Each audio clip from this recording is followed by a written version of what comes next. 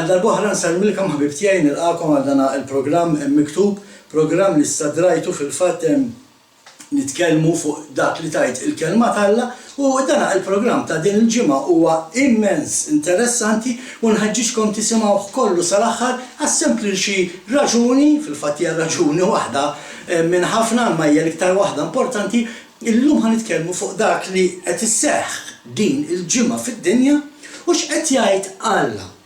U ħanaraw kif bħalissa qed nesperjenzaw xi ħaġa li ilha sseħħ għal eluf ta' snin, il-kelma ta' Alla fil-ktieb tar-Rivelazzjoni tgħidilna permezz tal-Apostlu Ġwanni illi hemm 7 qawwiet illi jridu jfettxu f'epoki differenti, f'era ta' żmien differenti. U dawn nafu li 7 minnhom seħħew u 8 wieħed se jkun bħal 7 wieħed, dak li qed nistennew issa dalwaqt jidħol fix-xena internazzjonali, u li għandhom komuni daw is-7 qawwiet hija li dejjem bħala mexxejja tad-dinja dejjem daw ħadduha kontra l-kelma Alla, dejjem jridu jagħmlu dak li jridu huma mhux li qed jgħid Alla. U ħanaraw il-kelma Alla xi tgħid. Fil-fatt f'dan il-programm ħanitkellmu fuq Psalm 2. Fuq Psalm 2 diġà għandna programmi oħrajn interessanti, morru simgħuhom. Imma dan huwa partikolari għax dan issa ħanitkellmu fuq xi ħaġa li seħħet jekk m'iniex sejjer żball nhar il-3 jew nhar l-4 xi ħaġa. Illum huwa il-ġimgħa 26 ta' Novembru tas-sena 2021 u qed nitkellmu fuq xi ħaġa li ġrat xi jumejn jew 3 ilu. U ħanaraw Alla x'għandu xi jgħid fuq dak illi d-dinja qiegħda tagħmel. U fil-fatt biex niftħu l-programm tagħna ejja ħanaqraw l-ewwel 6 frus mit-tieni Salm, għaliex dan huwa l-qofol tal-programm kollu. L-ewwel 6 frus tat-tieni Salm li jaqraw hekk. Għaliex jixxewxu l-ġnus u l-poplu irrednu għal xejn. Islaten tal-art iqimu u l-gbarat jiftehmu bejniethom kontra l-mulej u l-mudlub tiegħu. Mela dawn l-ewwel żewġ frus diġà qed jgħidilna illi il-mexxejja, il-gbarat tad-dinja dawk li flimkien huma maqudin taħt bandiera ta' nazzjonijiet Magħquda u Unjoni Ewropea u ħafna pajjiżi oħra, daw xogħolhom huma li jixxewxu kontra Alla, jiġifieri jagħmlu dak kollu li Alla jgħidilna biex ma nagħmlux permezz tal-liġijiet tagħhom. U anke kontra l-midlub tiegħu. Aħna nafu li l-midlub tiegħu huwa ħadd ħlief Jexua il-Messija, dak li ħafna jsibuh bħala Ġesu. Ejja ħalli nkomplu naraw. Ħankisru l-tajjen tagħhom u ntajru minn fuqna l-irbit tagħhom. Daw qed jgħidu speċisma, ejja ħalli inwarbu l daw in-nies, il-Kristjani, il-Kredenti, daw li moħħhom biex jitkellmu fuq xi tajt il-kelma Alla. Da qed jgħidu smaħna ma interessani x'jgħid Alla, ejja ħalli ninqatgħu minn magħhom, ejja ħalli warbuhom. U Jexua jgħidilna anke jekk taqraw Mattew kapitlu 24 jgħidilna kif ser jaqtaw lil daw il-kredenti lil daw li jitkellmu fuq il-kelma Alla. U se jgħidilna anke f'Mattew Jexua jgħidilna rridu l-kredenti rridu jiġu persegwitati mitfugħa l-ħabs u anke maqtura biex dawn in-nies jeħelsu mill-irbit tagħhom.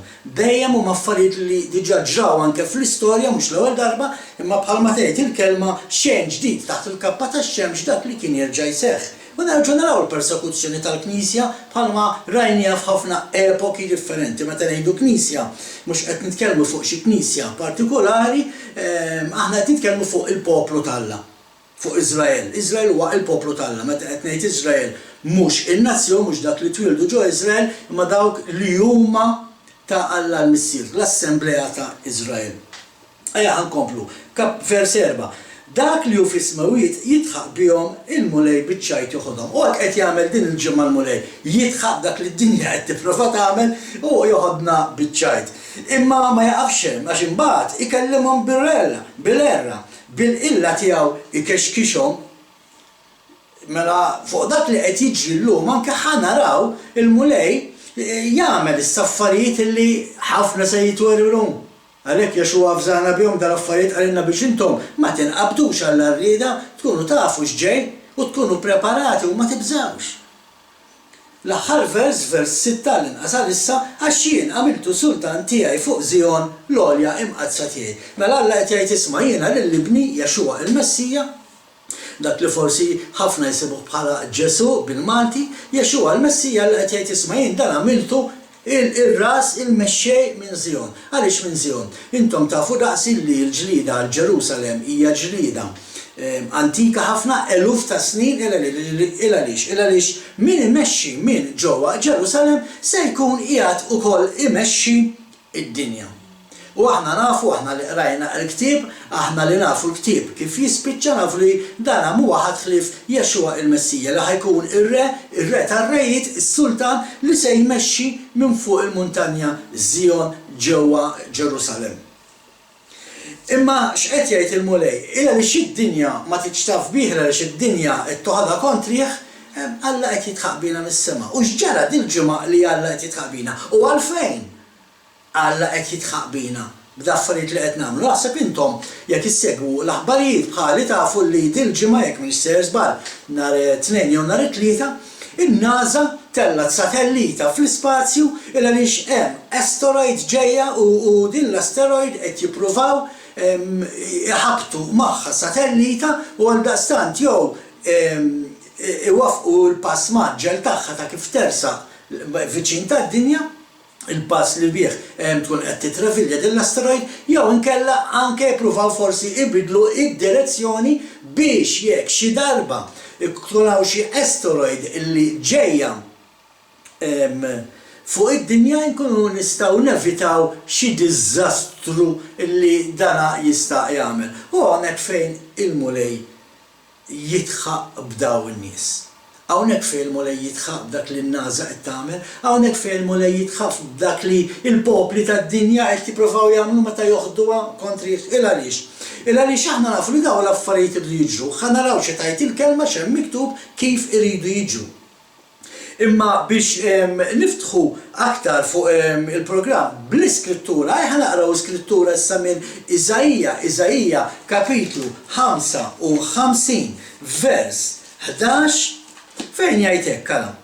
Hekk jiġri minn kelmti, hija toħroġ minn fommi u ma terġax lura vojta, imma tagħmel dak li joġob lili u tem dak li jiena nkun batta tagħmel.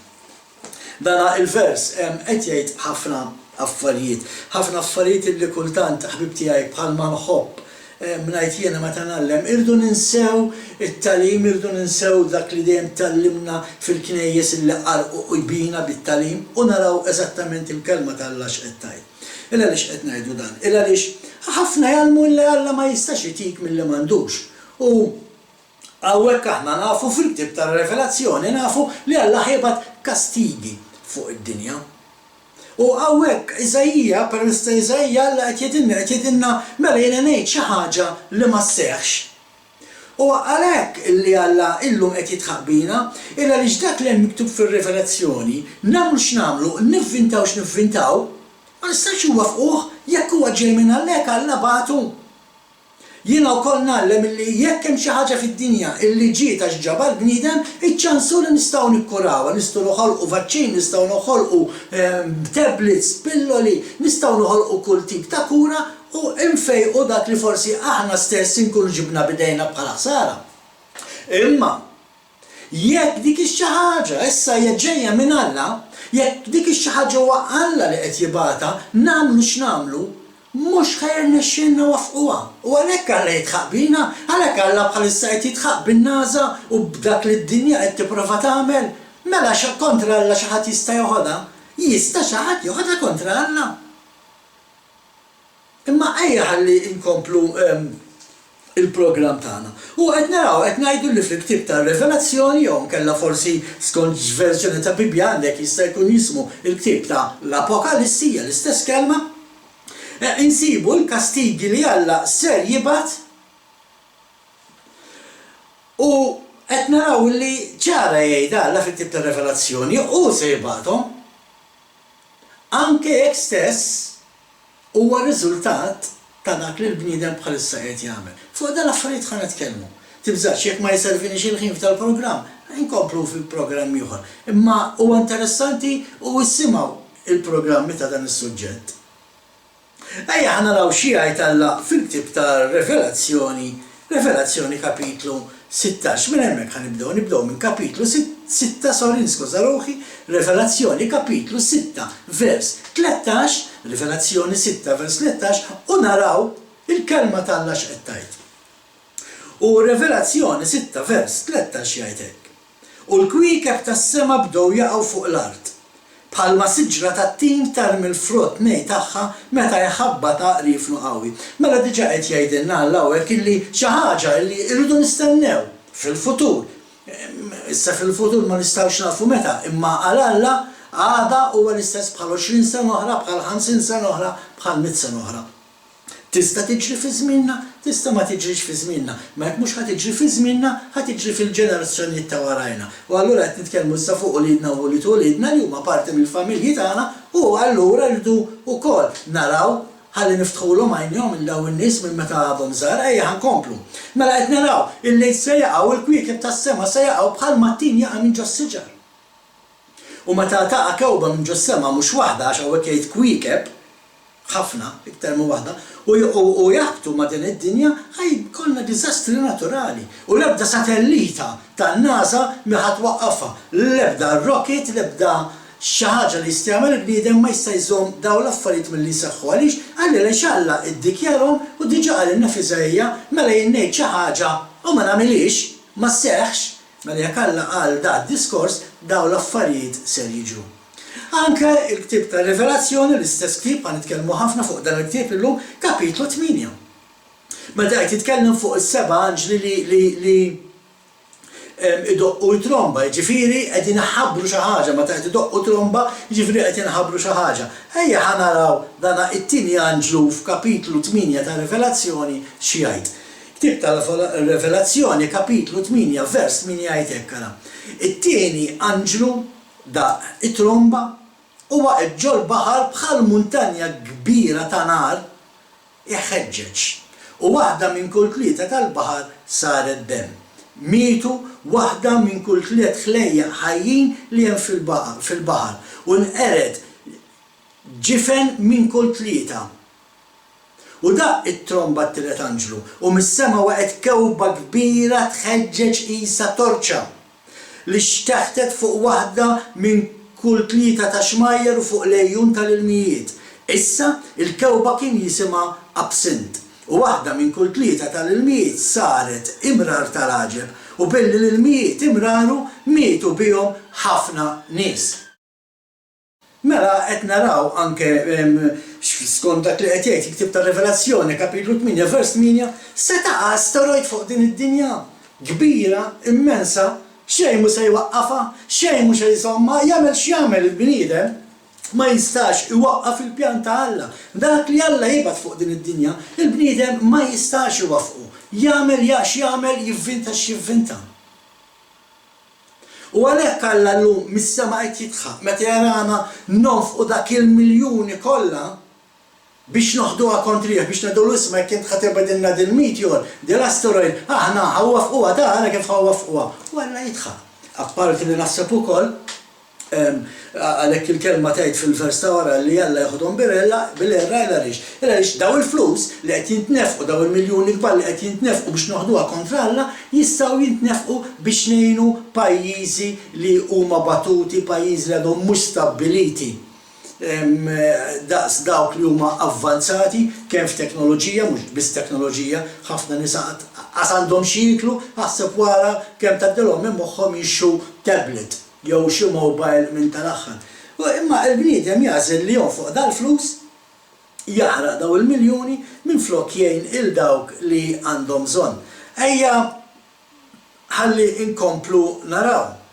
Jekk intom taraw pereżempju ktib tar-Revelazzjoni kapitlu 16 vers 7 jitkellem fuq bwieqi li l-anġli ser jitfgħu fuq din id-dinja bil-korla ta' Alla. Jiġifieri Alla tantu rrabjat, tant qed nirrabjaw ħilla li se jiġi żmien fejn ser jaqgħu kastigi fuq id-dinja, ħataqa il-korla ta' Alla, ir-rabja ta' Alla ħataqa fuq din id-dinja. Illa għaliex id-dinja qed toħodha kontra Alla. mhux in-NASA biss ma jagħmlu dal-affarijiet, imma id-dinja, in-nies ta' din id-dinja u qed naraw bajnejna l-affarijiet, anke jekk naraw x'qed jiġri f'dan il-pajjiż. Riċentament il-ġimgħa l-oħra bniedem se jagħmel suwiċidju ħser jaqbes minn fuq sur u nies jiddeħħu bih u jinkoraġġuh. Dan huwa dak li Pawlu tkellem meta qal isma' fl-aħħar żminijiet li mħabba tkun tant birda li ħadd ma jagħti każ ta' ħadd ma jinteressaħ minn ħadd ma jrid jgħin il-ħadd, qed ngħix jien qed jgħix kulħadd. U dawn huma l-affarijiet li Pawlu jitkellem fuqhom li ħajġru fl-aħħar ta' żminijiet. U qed naraw mhux dak biss li qed jiġri f'dan il-pajjiż, għax qed jiġri ħafna iktar minn hekk li jindika fejn wasalna, imma mhux f'dan il-pajjiż biss, fid-dinja kollha. L-affarijiet li qed isaħħu mad-dinja qed joruna li issa bdejna t-triq il-bidu ta' tmiem. Forsi għadna wasalniex fit-tmiem, għax anke l-ktieb tar-Revelazzjoni qegħdin jridu jsaħħu ċerti affarijiet qabel jiġi t-tmiem. Imma l-hemmhekk mixin. U flok qed induru lejn Alla għandna programmi oħra wkoll jitkellem anke fuq dina il-COVID-19 coronavirus illi konna qegħdin f'lockdown sentejn ilu. U l-lockdown kellna nużawh sabiex waqt li qegħdin ġewwa waħidna nimmeditaw naqa' fuq il-kelma t'Alla naraw Alla x'qed iwassal x'messaġġ qed itina permezz ta' dina il-COVID-19 coronavirus. U ħanitkellmu wkoll fuq din il-biċċa xogħol ta' x'l-affarijiet li qed isseħħu Malta jidher illi l-iskop tal-coronavirus ma rnexxiex. Meta aħna suppost konna waqt lockdown nimmeditaw Alla xi jrid, iktar qed noħduha, iktar irridu noħduha kontra Alla. Tal-biża sal-aħbarijiet tal-bira stess, imma ma nitkellmu aktar ħalli nimxu kif suppost scrittura wara scrittura. Xi ħaġa li pereżempju id-dinja ta' parsa qed tagħti każ l-opinjoni tiegħi mhijiex tagħti każ hija il-climate change, it-tibdil fil-klima. U hija gidba faħxija meta ngħidu illi qed nippruvaw nirranġaw il-klima, illi qed nippruvaw nagħmlu minn kollox biex il-klima nirranġawha. Aħna nafu illi biex il-klima tirranġa u terġa' lura li kienet mhux jiena u inti ma nużawx id-deodorants irridu. Ma rridux naħarqu satelliti bħalma ħarqu dil-ġimgħa jekk verament irridu nbidlu.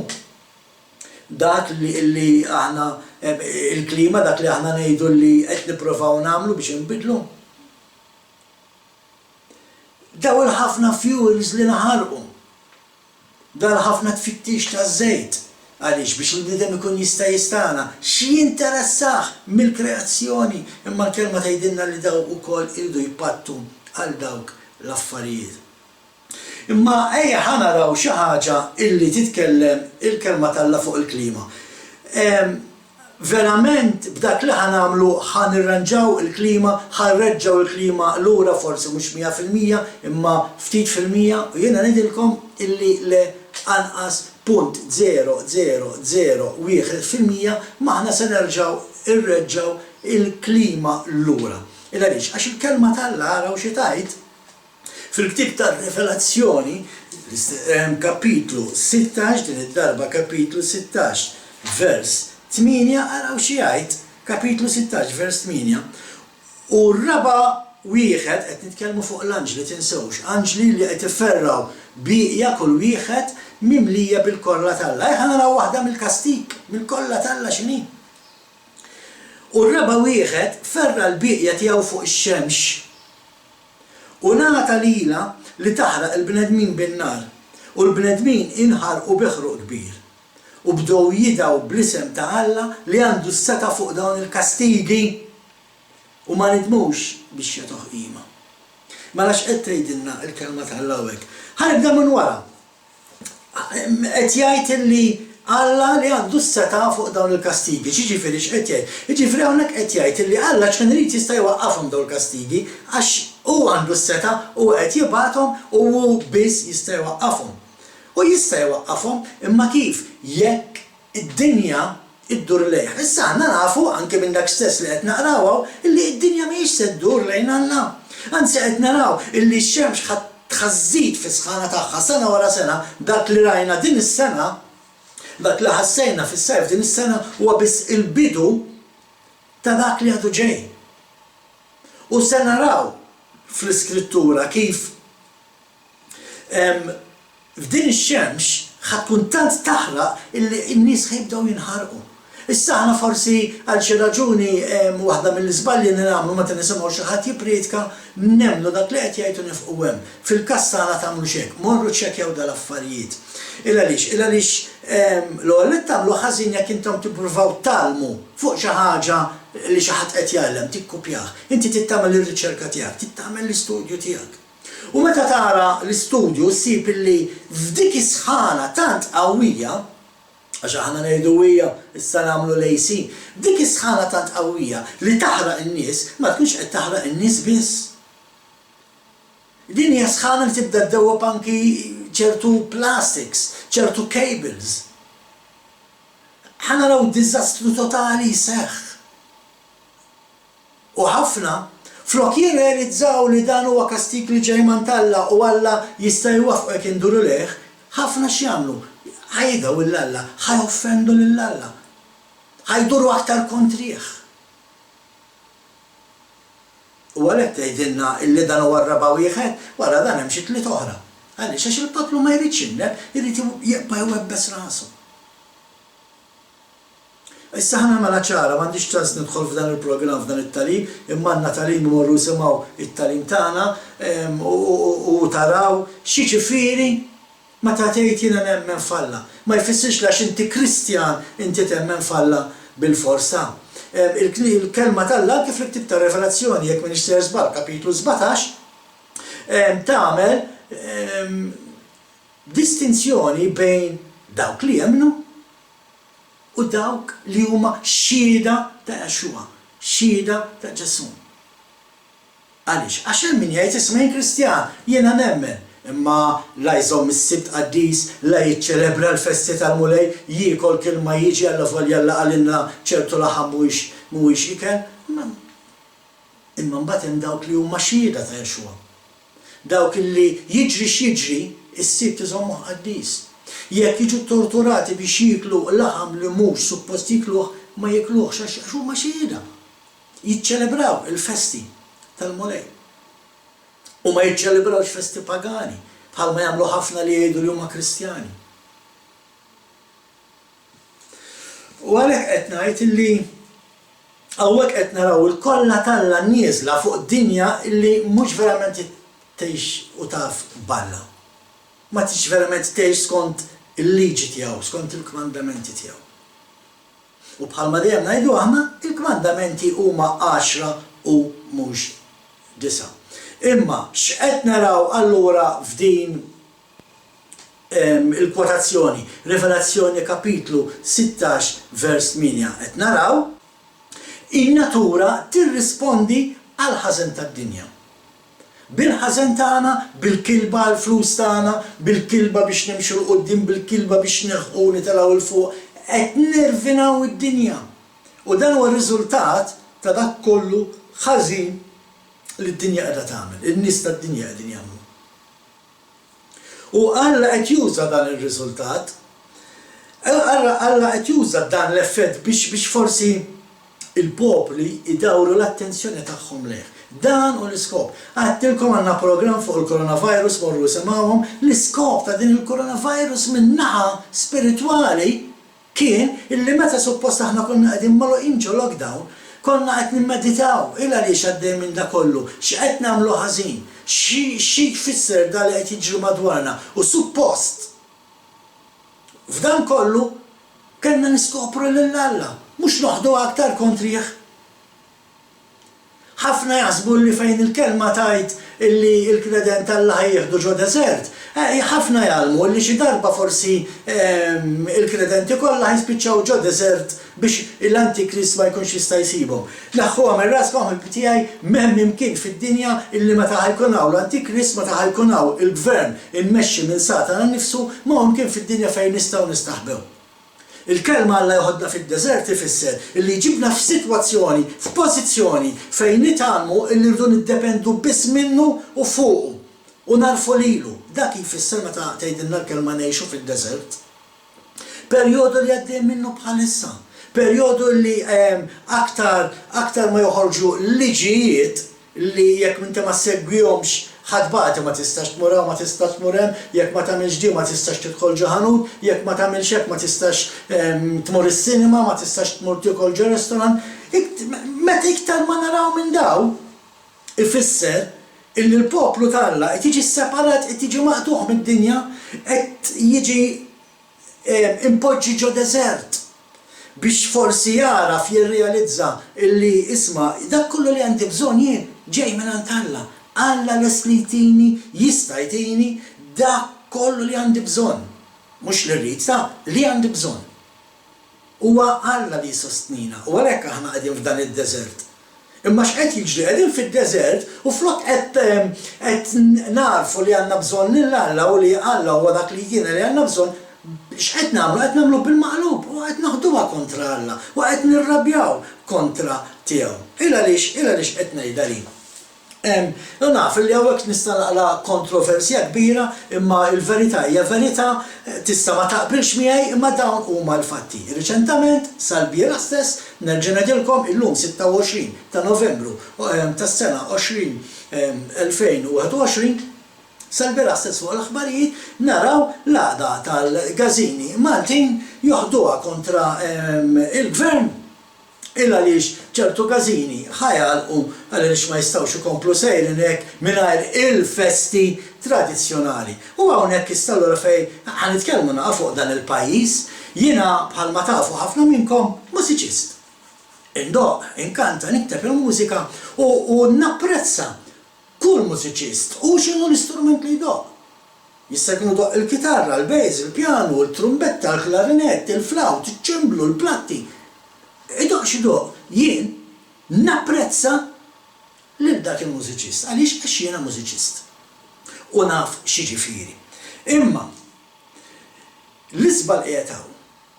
Bħala mużiċist, u dinha ngħidilha bl-esperjenza mit-testimonjanza personali tiegħi, illa għaliex kien Alla li waqqafni indoq fil-ħwienet li kont indoq, illa għaliex rid jisseparani u jaqtani biex indoq biex nfaħħal lilu biss, u hawnhekk fejn huwa l-iżbal, bil-mużika tiegħek inti għandek tfaħħal l-missier.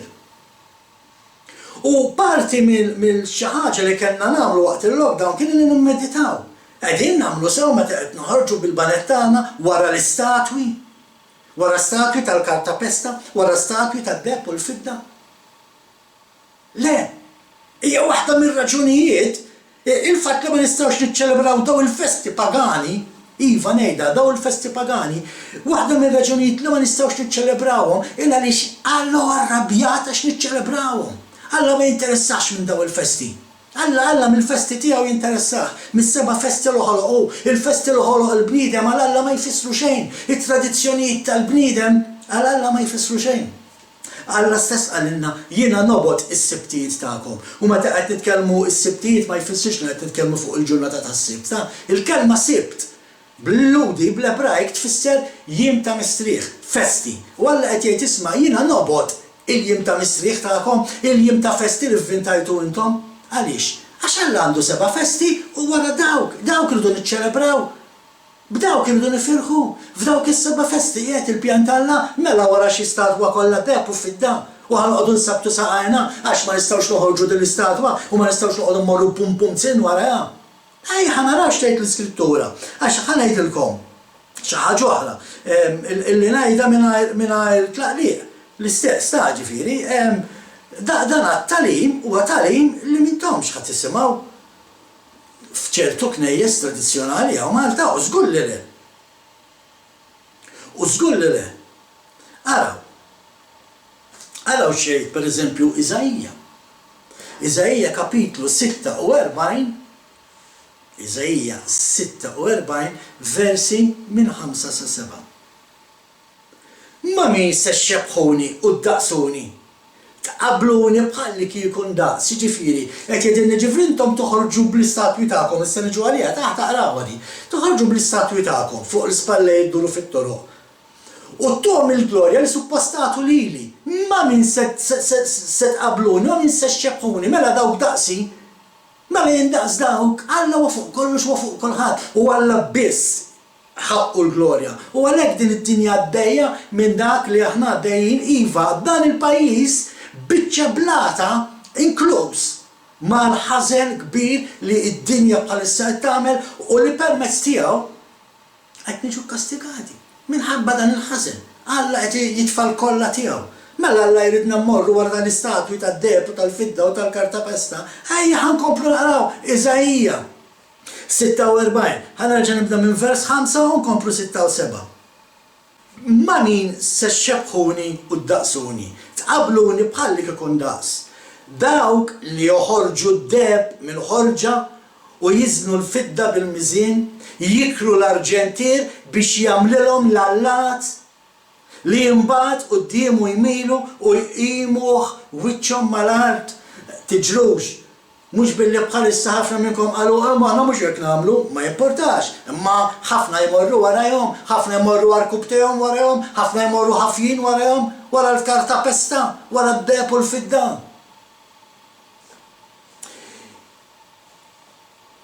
Vers 7. Jerfuh fuq l-ispallejn, isma'wa di, ma daw qed ixċapuh il-Alla idoli tal-kartapesta tad-deb u tal-fidda li jerfuh fuq l-ispallej u jġorruh u jqeduh f'postu u jaqpa' hemm. U minn postu ma jitċaqlaqx, want li terġa' tpoġġi, ġara darba terġa' tpoġġi dal-idolu pagan dell-istatwa tal-kartapesta deb u fidda terġa' tpoġġiha fin-niċċa, ara x'tedilna l-kelma, ma tiċċaqlaqx. Jekk xi ħadd isejjaħlu ma jweġibx. U minn hemmu ma jeħilsux. Ġifieri qed jgħidilna Alla stess, inutli tagħmlu dal-istatwi u toqgħdu titolbuhom, inutli ħafna nies illum qed imorru quddiem l-istatwi nerġa' ngħid tal-kartapesta tad-deb u tal-fidda u jitolbu biex tieqaf pereżempju din il-coronavirus. Ma jisimgħux qed jgħidilna Alla stess fil-kelma tiegħu. Permezz tal-profeta Eżajija dawk l-istatwi ma jisimgħukomx għal xejn qed titolbuhom. L-Apostlu Pawlu, li huwa l-akbar teologu li għandha l-Knisja, u jiena nħobb nikkwotah, jgħidilna stess li wara dawn l-istatwi x'hemm, wara dawn l-istatwi hemm xjaten, spirti ħżiena. Qedtilkom isimgħu sal-aħħar dal-programm illa lix din hija l-verità ħbib tiegħi. Din hija raġuni għalfejn aħna għaddejjin minn dak li aħna għaddejjin. Araw Salm 115, Salm 115,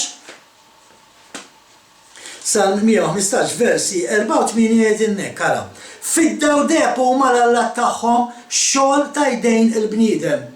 Ġifieri qed jgħidilna dawn l-istatwi li intom tagħmlu li toħorġu bihom fit-toroq, dawk huma l-Allat tagħkom. Issa aħna nafu li Alla wieħed hemm. Mela jekk hemm Allat oħra huma Allat ħżiena. Mela jekk dawn huma Allat tiegħek, dawn huma Allat ħżiena. Ejja ma nqogħdux inġibu skużi ta' medjatur mhux medjatur. Medjatur wieħed hemm Jexua l-Messija, Ġesu Kristu. Dak biss huwa l-uniku medjatur bejn Alla u l-bniedem. Tajt inti jekk mhux f'din il-kelma jiena ma nemmnux. Jiena nemmen biss dak li tajt din il-kelma. U din il-kelma skont l-Apostlu Pawlu hekk tajt illi wieħed huwa l-medjatur bejn Alla u l-bniedem Jexua il-Messija, Ġesu il-Kristu. Ejja ħankomplu Salm 115, vers 4 sa 8 qed ngħidu. Mela, fidda u deb huma l-Alla tagħhom xogħol ta' jdejn il-bniedem. Għandhom il-fom ma jitkellmux. Ma qed titkellem, mal-kartapesta, ħadd irrispondik il-kartapesta. Għandhom imnieħel. Niskuża ruħi, ħankomplu. Għandhom il-fom ma jitkellmux. Għandhom l-għajnej ma jarawx, qasbis qed jaraw qudiemhom, qasbis jafu li qed qudiemhom titlobhom daw, aħseb porka ma jisimgħu. Għandhom il-widnejn u ma jisimgħux. Għandhom l-imnieħel u ma jxommux. Għandhom l-idejn u ma jmissux. Għandhom ir-riġlejn u ma jimxux. Ebda leħen ma joħroġ minn fommhom. Bħalhom ikunu dawk li jagħmluhom u dawk li kollha li jittamaw fihom f'kelma waħda qed jgħid jekk inti t-tama tiegħek hija f'dan l-istatwi u toqgħodx tiġi tgħidli x'inha mhux l-istatwa nadura mal dak li tirrappreżenta qed ngħidilkom skont dak li jgħid l-Apostlu Pawlu mhux jien l-istatwa tirrappreżenta spiriti ħżiena u dan huwa dak illi inti qed titlob. Lil dawk tkun qed titlob. U dan huwa l-ħażin ħbib tiegħi nerġa' ngħid illi dan il-pajjiż, parti mill-ħażin ta' dan il-pajjiż, għax hemm ħafna aktar affarijiet minn hekk ta' jiena naf min jirringrazzja l-Alla ta' xi ħaġa meta dik xi ħaġa litteralment tkun ġejja mill-ħażin li jkun għamel. Jkun għamel ħafna ħażin, ħafna ħsara, ħafna deni, jiġru xi ħaġa mbagħad jirringrazzja l-Alla illi ġara li ġara. Imma insomma. Ejja ħalli ħbib tiegħi verament inkunu mhux sempliċement kredenti, imma verament inkunu xhieda ta' Jaxxua l-Messija. Nerġa' ngħid Alla mis-sema qed jitħaq bina. Meta jara n-NASA toħroġ b'dal-pjanijiet li ħantellaw satellita biex inkissru mitjorita. Ma niftakarx kemm hu l-qies ta' dil-mitjorita li l-Apostlu Ġwanni jsemmi, imma jekk minn xejn żball titkellem fuq xi 6 stadji, jiġifieri qed nitkellmu stadji, il-qisien tal-istadiums tal-Olympic Games dak il-każ għax fi żmien Ġwanni l-istadji tal-Olympic Games kien hemm se tkun kbira jekk minn xejn żball daqs 6 minn dal-istadiums u l-ebda satellita u l-ebda ħaġa oħra li n-NASA tista' toħroġ biha mi se twaqqaf din l-asteroid milli tiġi taqaf din id-dinja u tagħmel id-diżastru li ser tagħmel. L-istess Alla jitħaq dan il-poplu Malti meta jarana mhux biss niċċelebraw dak il-fest issa nirrabjaw għax dak l-affari qed nirrabjaw għax ma nistax niċċelebraw daw il-festi pagani. Meta Alla qed jibatilna dal-affarijiet biex iwaqqafna milli niċċelebraw daw l-affarijiet, daw il-festi pagani. Naf, forsi ħafna jisimgħu mhux se jieħdu pjaċir. Imma mal-kelma tal-Alla m'hemmx kompromess. Din hija l-kelma tal-Alla. U dak li jgħid Alla jiena nemmnu. Dak li tajt inti jekk mhux miktubaw qas biss irrid nisimgħu għax la mhux qiegħed miktubaw ma jinteressanix. Għaliex l-iskop tagħna fil-ħajja hu li nistudjaw, naqraw il-kelma tal-Alla, nistudjawha u ngħixuha. U dan huwa l-messaġġ ta' dan il-programm bib tiegħi. Ħalli meta taqa' l-kollha tal-Alla, għaliex aħna nafu li anke fl-Eġittu meta kienu qed jaqgħu l-kastigi, il-poplu tal-Alla kien protett. U jekk aħna verament nimxu wara dak li qed jgħidilna Alla, meta jiġu daw id-diżastri, il-poplu tal-Alla ser ikun protett. Imma l-poplu tal-Alla mhux kull min jgħid jien Kristjan, il-poplu tal-Alla huwa dak li għandu x-xhieda ta' Jaxxua l-Messija. Dak li jgħix kif għax Jaxxua, dak li jgħix jiċċelebra l-festi li kien jiċċelebra Jaxxua. Dak li jiekol skont kif tajt il-kelma tal-Alla bħalma Jaxxua kien jiekol. Daw in-nies ikunu protetti. U nerġa' ngħid Alla huwa rrabjat bħalissa forsi anke qed jitħaq bina ma qed naraw li anki maddaħ anke qed naraw il-vers li ieħor jekk Minister żball kien ir-raba' vers fejn jgħid illi Alla ukoll se joħroġ bil-erra kontra daw in-nies. Se jitfa' l-kollha tagħhom fuq id-dinja. U naħseb li wasalna f'dak l-istadju, hemmhekk qegħdin fejn Alla qed jixħet il-kollha tiegħu qed jiġġudika bħalissa. Qed jipprova jġbdilna l-attenzjoni. Ejja ħandu każ ta' x'Alla x'qiegħed jgħid. Għax dak li jgħid Alla huwa aqwa minn dak li tajt in-NASA, huwa aqwa minn dak li jgħid kull gvern, huwa aqwa minn dak li jgħid kull qawwa dinija għaliex fuq il-kelma tal-Alla m'hemm ħadd. Bħalma dejjem ngħidilkom ħbieb tiegħi toqgħodu qatt fuq dak li jgħid il-bniedem u qogħdu biss fuq dak li hemm miktub. Insemmilkom.